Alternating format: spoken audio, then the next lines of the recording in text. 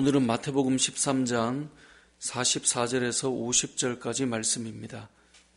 우리는 무언가에 올인한다 이런 말을 쓰기도 하고 무언가에 인생을 건다 이런 말을 쓰기도 합니다.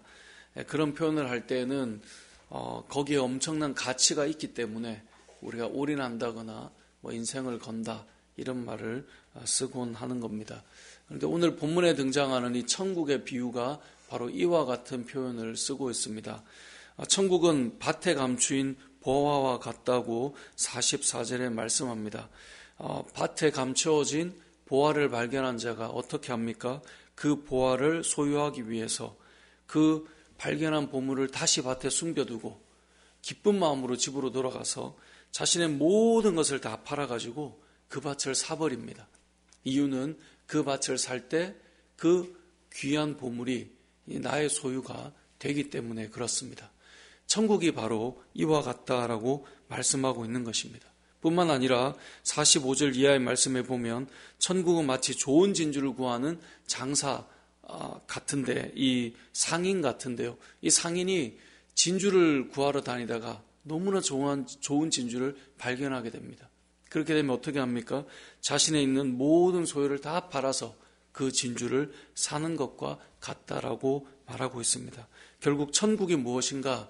오늘 성경 본문은 이렇게 말합니다.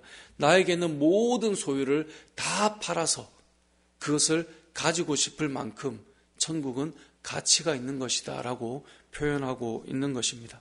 결국 이 천국을 경험한 사람, 하나님 나라를 경험한 사람은 우리의 인생을 거기에 다 걸고 살아갑니다. 사실 세상을 살아가는 사람들을 잘 보면 다 무언가에 자신의 시간과 자신의 인생을 사실 다 걸고 살아갑니다. 우리가 주일 예배 시간을 지키며 예배를 드리듯이 세상을 살아가는 사람은 주일날 그 시간에 잠을 자든 TV를 보건 놀러를 가건 뭔가 인생을 다 걸고 있는 겁니다. 그런데 믿는 자들은 그 시간에 우리의 인생을 하나님 앞에 걸고 예배하며 살아가는 것이죠. 금요일 밤이 되었다고 해봅시다. 얼마나 많은 사람들이 흥청망청 자신의 즐거움의 인생을 걸고 살아갑니까? 어떤 사람은 술이 될 것이고 어떤 사람은 쾌락이 될 것이고 거기에 인생을 시간을 쏟는 겁니다. 그런데 그 시간에 많은 믿음의 사람들은 하나님 앞에 인생을 걸고 살아갑니다. 결국 우리의 인생은 무언가에 걸고 살아가는 거예요. 그것이 가치가 있다고 생각하는 것에 걸고 살아가는 겁니다. 새벽도 마찬가지 아니겠습니까? 이 새벽에 주님 앞에 나와 기도하는 것은 여기에 우리의 인생을 걸 만한 가치가 있다고 생각하기 때문에 우리의 저녁 시간을 절제하고 우리의 시간들을 조절해서 이 시간을 하나님 앞에 드리며 출발하는 것입니다. 모든 인생은 무언가에 가치가 있다고 생각하며 거기에 인생을 걸고 살아갑니다. 그리고 저와 여러분은 하나님을 만난 사람으로 천국의 모든 것을 다 걸고 살아가는 사람입니다. 하나님의 나라에 우리의 인생을 걸고 살아가는 사람이라는 거죠. 왜냐하면 여기에 모든 가치가 있다고 믿기 때문에 그런 것입니다.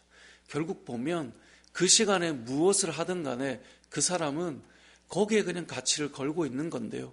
돌아보면 정말 잠깐 즐기고 잠깐 뭔가를 보고 잠깐 누리는데 우리의 인생을 거는 것이 아니라 영원한 하나님의 나라에 우리의 인생을 걸고 살아가는 것, 바로 저와 여러분의 삶이 그러하다는 것을 오늘 천국 비유를 통해서 알 수 있는 것이죠.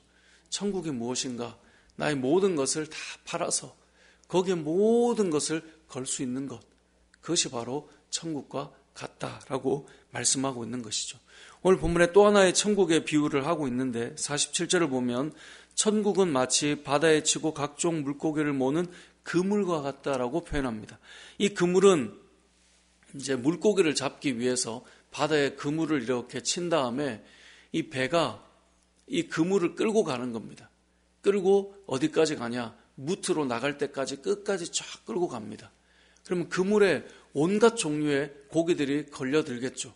그렇게 해서 끝까지 와서 마지막에 어떻게 합니까? 무트로 가면 이 물가로 나아가면 이 그물에 걸려있는 모든 것들을 다시 이제 정리를 하는 거예요. 거기에 보면 좋은 물고기도 있지만 그렇지 못한 것들도 걸려 나오게 됩니다. 그럼 마지막에 어떻게 합니까? 그 좋은 것들은 그릇에 담고 좋지 않은 것들은 다 내버린다라고 이제 48절에 말씀하고 있습니다. 이건 무엇을 말합니까? 천국은 마지막이 되면 좋은 것과 악한 것을 구분하여서 악한 것은 내버리고 좋은 것은 하나님께로 이끌고 가는 그것과 같다라고 표현하는 것입니다. 그래서 49절에 보면 세상 끝에도 이러하리라. 천사들이 와서 의인 중에서 악인을 갈라내어 풀무불에 던져 넣게 될 것이니 거기서 울며 이를 갈게 될 것이다 라고 말씀합니다. 천국은 마지막 때가 있다는 것을 알려줍니다.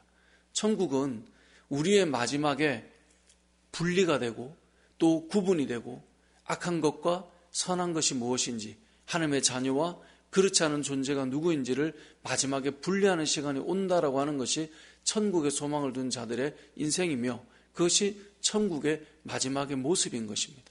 저와 여러분의 인생은 이 땅을 살아갈 때 앞서 나온 우리가 여기 왜 모든 것을 걸고 살아갈 수 있습니까?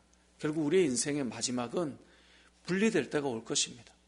저와 여러분이 진짜인지 아닌지 구별될 때가 올 것입니다. 왜 우리가 살아가면서 이 땅의 것 때문에 낙심하지 않고 낙망하지 않습니까? 우리의 마음의 소망이 여기 있지 않기 때문에 그렇습니다. 결국 우리의 마지막에는 구분이 되고 분리가 될 것이기 때문에 그렇습니다. 천국은 이 종말에 주님께서 심판하실, 하나님께서 심판하실 때가 있다는 것을 믿고 살아가는 것이 천국에 대한 소망을 가진 자들의 특징입니다. 저와 여러분의 삶은 이런 천국에 대한 소망을 가졌으면 좋겠습니다. 결국은 우리에게는 마지막이 옵니다. 여러분이 누구인가가 드러날 때가 오는 겁니다. 그때를 바라보며 믿음의 경주를 우리는 해나가는 것입니다.